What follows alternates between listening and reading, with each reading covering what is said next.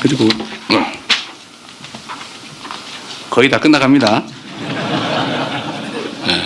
일종의 강의라기보다는 지시사항에 가깝기 때문에 좀 견뎌주시기 바랍니다.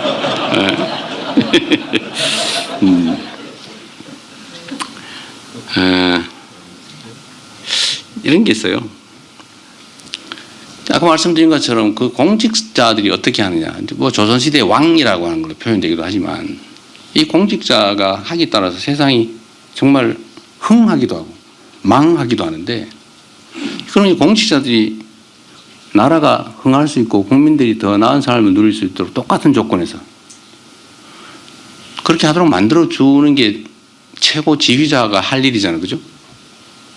저는 여러분들한테 일단 많은 도구를 가지고 있죠. 채찍도 당근도 가지고 있죠.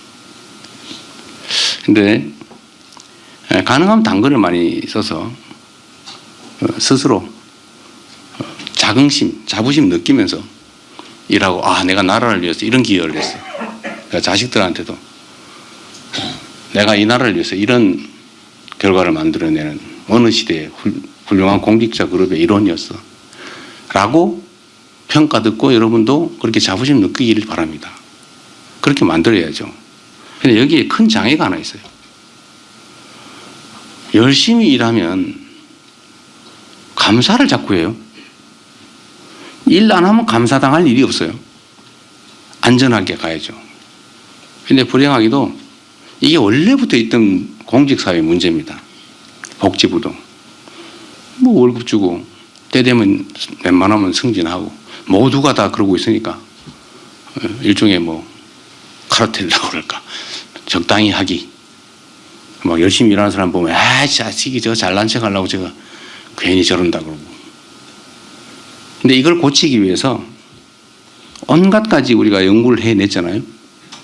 적극 행정 면책 뭐 이런 얘기도 해가면서 열심히 잘하려다 그런 건 책임을 묻지 않는다. 그게 조금씩 자리를 잡았어요. 그런데 이게 지금은 완전히 깨져 버렸습니다. 열심히 하면 바보가 아니고 미친 사람 취급받게 됐어요. 좀 미쳤나 지금. 나중에 수사받으면 어떡하려고. 나중에 감사받으면 어떡하려고. 지금 공직사회가 그렇게 돼버렸죠. 열심히 안 해도 되는 일을 하는 건 바보를 넘어서서 미친 사람 취급당하기 시작했습니다. 공직자들이 할 일은 정말 산처럼 많아서 하자면 끝이 없고 안 하자면 뭐 안 해도 문제가 없는 그런 아주 특수한 직역인데, 열심히 하면 세상이 정말 혁명적으로 바뀐단 말이에요. 그럼 그렇게 하게 만들어줘야죠.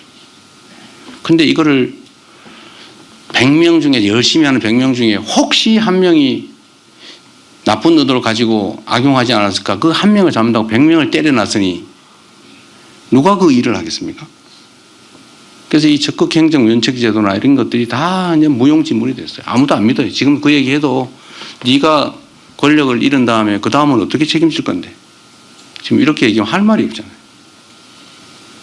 물론 이거의 제일 큰 책임은 정치의 상실이 있습니다. 정치가 사라졌죠. 전쟁만 하죠. 서로 죽이려고 그러고 제거해버리려고 하고, 진짜로 바뀌면 편이 쫙 깔려가지고 잘해도 적, 못해도 내 편, 이렇게 돼버린 거예요. 잘하면 잘했다 그러고 못하면 못했다 그러고, 잘하면 기회를 더 주고 못하면 책임을 묻고, 이게 정상적인 민주주의 시스템인데 이제는 이게 누군가 의도에 의해서 만들었든 아니면 어쩌다 보니 이렇게 됐든 간에 지금은 편이 너무 많아졌습니다. 편이 너무 강력해요. 근데 그 속에 있는 정치적 중립을 해서 국민만을 위해서 일해야 될 공무원들조차도 나는 책임지기 싫어서 정치와 정권이 바뀌거나 이래서 내가 나중에 책임질 일을 내가 왜 하냐. 안전하게 살자. 이게 트렌드가 되어버렸지 않습니까? 이걸 고쳐야 되겠다. 어떻게든지. 쉽지 않겠죠. 일단 정치를 정상화하는 건데 이건 뭐 여러분들하고 내가 할 얘기는 아닌 것 같고. 공직사회의 행정을 정상화하는 제일 결정적인 것은 저는 일단은 두 가지라고 봐요. 정상적 행정의 형사사법의 잣대를 들이대면 안 된다. 뭐 돈을 받아 먹었다든지 뭐 권력을 폭력적으로 남용을 해가지고 질서를 어지럽혔다든지 뭐 이러면 혹시 모르겠는데 뭐 툭하면 직권남용이래. 내가 이 부하한테 지시를 하는 게 이게 혹시 직권남용인가?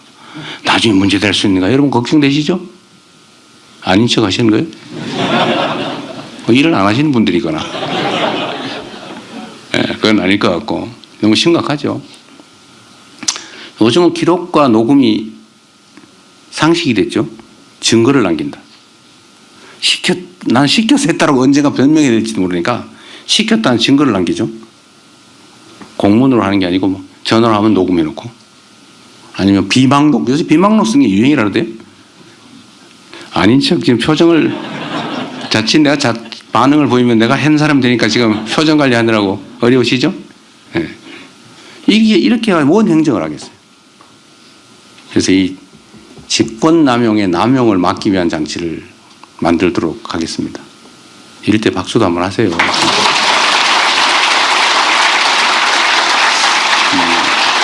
권력을 가지고 아까 말씀드린 권력, 내 의사를 타인에게 강제할 수 있는 힘, 이 권력이 공직자가 가진 힘의 원천인데 조금만 뭐 있으면 권력을 남용했다는데 이 남용의 기준이 뭐예요 도대체? 그냥 내가 느낄 때 부하가 안 하고 싶었는데 했어 라고 하면 남용이요. 나는 흔쾌히 하고 싶은데 시켜서 했습니다. 무죄예요. 이게 말이 됩니까 이게? 그 지휘를 어떻게 합니까? 불안해서. 그래서 이 직권남용죄의 남용을 막기 위한 제도적 장치 또는 관행을 반드시 내야 되겠습니다. 네, 두 번째는 이런 거예요. 제가 한번 미리 얘기한 건데 정책감사 있지 않습니까? 이게 원래 좋은 뜻으로 시작했는데 악용되기 시작했잖아요. 악용. 정책을 결정을 했어요.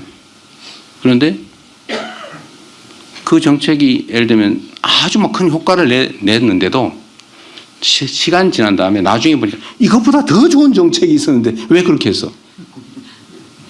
너 배임죄야. 또는 실패를 했다. 너 이렇게 하면 안 할 수 있었는데 왜 그거 해가지고 실패를 해서 손실을 입혔어? 이렇게 사후적으로 평가해서 책임을 물으면 인간에게 신의 능력을 요구하는 거 아닙니까?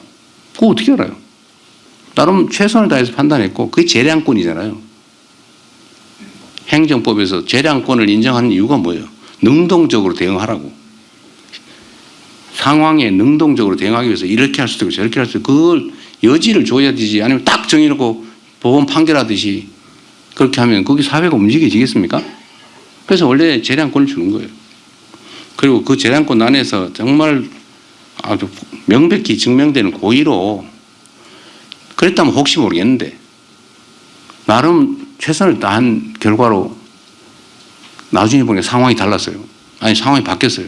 아니면 조금 더 신경을 못 써서 그런 결과가 나왔다 한들 그거를 사후적으로 평가해서 책임을 묻고 징계한다 그러고 직무감찰하고 심지어 수사 의뢰해서 고발해서 재판받으러 다니고 하면 그 일을 어떻게 합니까? 그래서 이 정책감사도 아예 이 악용의 소지가 너무 많기 때문에 폐지를 하는 게 맞겠다. 그래서 여러분들한테도 열심히 일하면